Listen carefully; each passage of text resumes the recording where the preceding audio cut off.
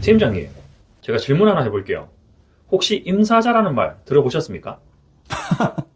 지금 저 시험하는 겁니까? 그러면 오늘은 우리 브라더스 구독자분들께 임사자를 주제로 이야기 한번 해볼까요? 오, 좋아요, 팀장님.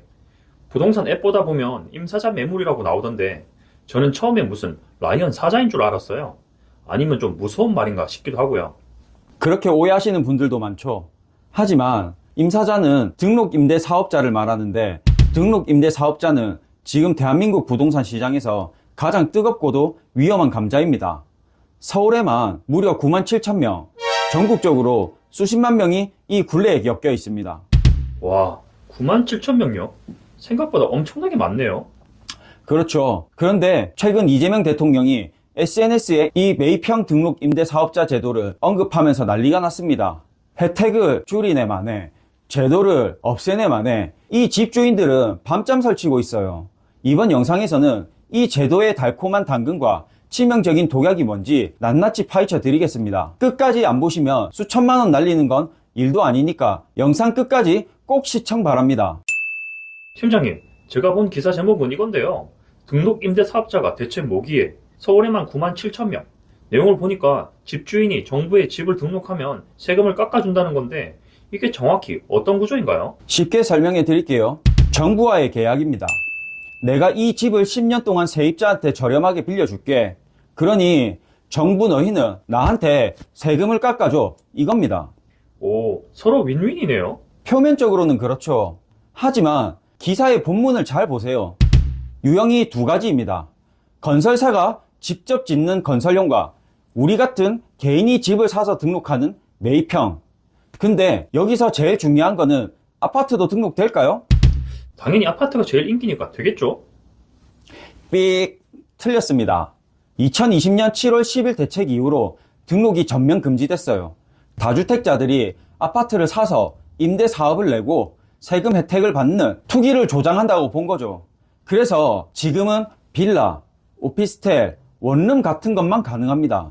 그럼 아파트 가진 분들은 서운해하시겠는데요? 서운한 정도가 아니라 배신감을 느끼죠.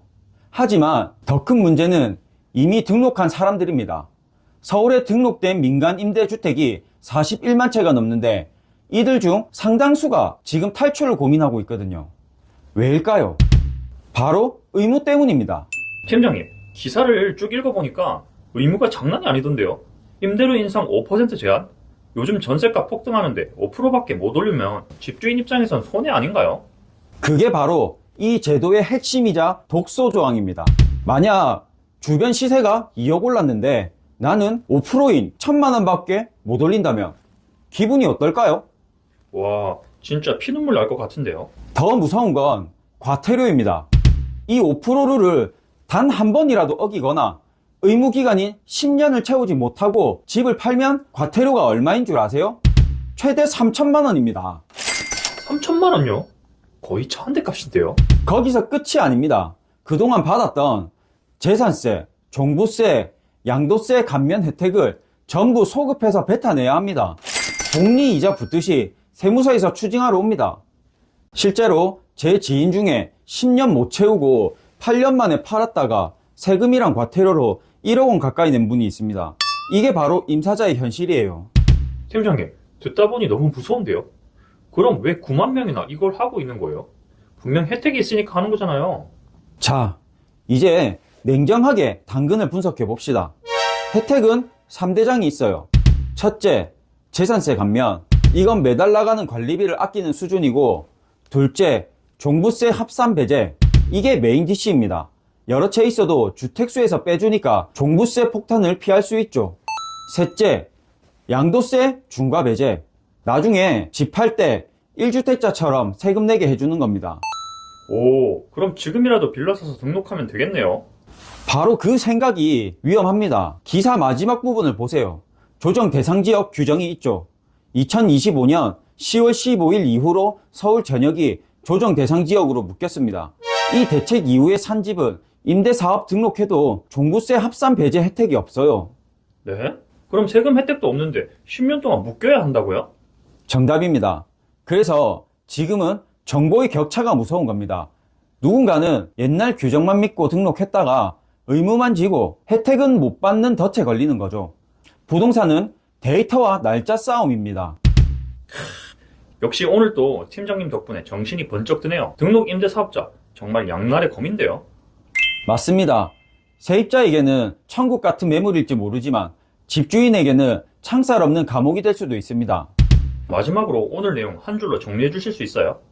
공짜 점심은 없다. 혜택의 크기보다는 의무의 무게를 먼저 달아봐라. 여러분, 지금 본인이 가진 매물이 혜택 대상인지 아니면 과태료 폭탄 대기 중인지 꼭 확인해 보세요. 특히 울산이나 경남권에 계시는 우리 구독자분들, 수도권과 규정이 다르니 더 주의하셔야 합니다. 더 자세한 상담이나 계산이 필요하신 분들은 댓글 남기면 진 팀장님이 직접 답변 달아주실 거죠? 물론이죠. 구독, 좋아요, 알림 설정까지 하시면 돈 되는 정보 가장 먼저 받아보실 수 있습니다. 다음 시간에는 더 유익한 정보를 날카로운 분석으로 돌아오겠습니다. 지금까지 브라더스의 진 팀장이었습니다. 감사합니다.